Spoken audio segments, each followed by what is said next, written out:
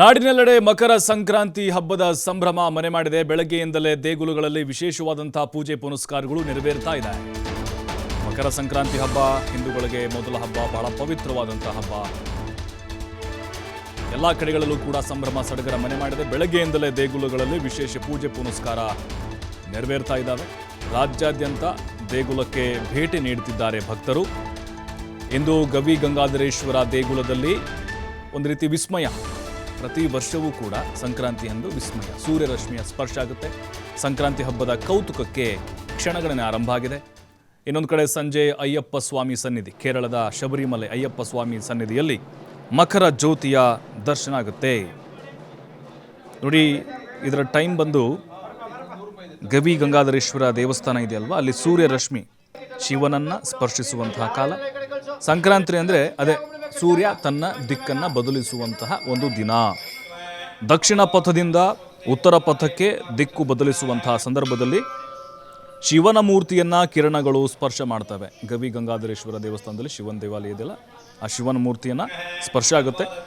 5:20ರಿಂದ 5:23ರವರೆಗೆ 3 ನಿಮಿಷಗಳ ಕಾಲ ಈಶ್ವರ ಲಿಂಗದ ಮೇಲೆ ಸೂರ್ಯರಶ್ಮಿಯ ಒಂದು ಸ್ಪರ್ಶ ಆಗುತ್ತೆ. ಆ ಕೌತುಕವನ್ನು ಕಣ್ತುಂಬಿಕೊಳ್ಳೋಕೆ ಲಕ್ಷಾಂತರ ಭಕ್ತರು ಕಾತರದಿಂದ ಕಾಯ್ತಾ ಇದ್ದಾರೆ. ಧನುರ್ಮಾಸದ ಕಡೆಯ ದಿನದ ಅಭಿಷೇಕ ಕೂಡ ನೆರವೇರುತ್ತೆ. 6:30ಕ್ಕೆ ಮಂಗಳಾರತಿ ಇರುತ್ತೆ. ಆಮೇಲೆ ಭಕ್ತರಿಗೆ ದರ್ಶನಕ್ಕೆ ಅವಕಾಶವನ್ನು ಮಾಡಿಕೊಡಲಾಗುತ್ತೆ. ಗವಿ ಗಂಗಾಧರೇಶ್ವರ ದೇವಸ್ಥಾನದಲ್ಲಿ ಎಲ್ಲ ವ್ಯವಸ್ಥೆಯನ್ನು ಮಾಡಿಕೊಂಡಿದ್ದಾರೆ. ಸೂರ್ಯ ಪೂಜೆಯನ್ನು ವೀಕ್ಷಿಸೋಕೆ ಭಕ್ತರಿಗೆ ಅನುಕೂಲವಾಗುವಂತೆ ದೇವಸ್ಥಾನದ ಹೊರಾಂಗಣದಲ್ಲಿ ದೊಡ್ಡ ಪೆಂಡಲ್ ಹಾಕಿ 10 LED ಪರದೆಗಳನ್ನು ಕೂಡ ಅಳವಡಿಕೆ ಮಾಡಿದ್ದಾರೆ.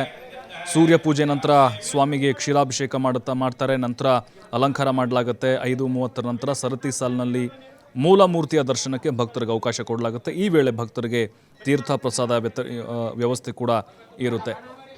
ಮಕರ ಸಂಕ್ರಾಂತಿಯ ಹಬ್ಬದ ಸಂಭ್ರಮದಲ್ಲಿ ಎಲ್ಲ ದೇವಸ್ಥಾನಗಳು, ಅದರಲ್ಲೂ ವಿಶೇಷವಾಗಿ ಶಿವನ ದೇವಾಲಯಗಳಲ್ಲಿ ವಿಶೇಷವಾದಂತಹ ಪೂಜೆ ಪುನಸ್ಕಾರಗಳು ನೆರವೇರ್ತಾ ಇದೆ. ದೇಗುಲಕ್ಕೆ ಭೇಟಿ ನೀಡಿ ತಮ್ಮ ಇಷ್ಟಾರ್ಥಗಳನ್ನು ನೆರವೇರಿಸ್ಕೊಳ್ತಾ ಇದ್ದಾರೆ ಭಕ್ತರು. ಇನ್ನು ಮಕರ ಜ್ಯೋತಿ ಇವತ್ತು ಶಬರಿಮಲೆ ಅಯ್ಯಪ್ಪ ಸ್ವಾಮಿ ಸನ್ನಿಧಿಯಲ್ಲಿ ಮಕರ ಜ್ಯೋತಿ ಇವತ್ತು ದರ್ಶನ ಆಗುತ್ತೆ. ಹಿಂದೂಗಳ ಪವಿತ್ರ ಶ್ರದ್ಧಾ ಕೇಂದ್ರ. ಲಕ್ಷಾಂತರ ಭಕ್ತರು ಕಾತರದಿಂದ ನಿರೀಕ್ಷೆಯೊಂದಿಗೆ ಕಾಯ್ತಾ ಇದ್ದಾರೆ ಮಕರ ಜ್ಯೋತಿ ದರ್ಶನ. ಸಾಕಷ್ಟು ಜನರಿಗೆ ಗೊಂದಲ ಇತ್ತು, ನಿನ್ನೆನ ಇವತ್ತು ಅಂತ. ಇವತ್ತು ಮಕರ ಜ್ಯೋತಿಯ ದರ್ಶನ ಆಗುತ್ತೆ. ಅಂದರೆ ಸೂರ್ಯನ ದಿಕ್ಕು ಬದಲಿಸುವಂತಹ ಒಂದು ಆ ಸಮಯ ಇದೆಯಲ್ವ, ಸಂಜೆ 6:30 ಆಗುತ್ತೆ ನೋಡಿ. 6:30ರಿಂದ 7 ಗಂಟೆ ಒಳಗಡೆ 3 ಬಾರಿ ಮಕರ ದರ್ಶನ ಆಗುತ್ತೆ. ಅಲ್ಲಿ ಆಡಳಿತ ಮಂಡಳಿ ಕೂಡ ಇದರ ಬಗ್ಗೆ ಮಾಹಿತಿ ಕೊಟ್ಟಿದ್ದಾರೆ.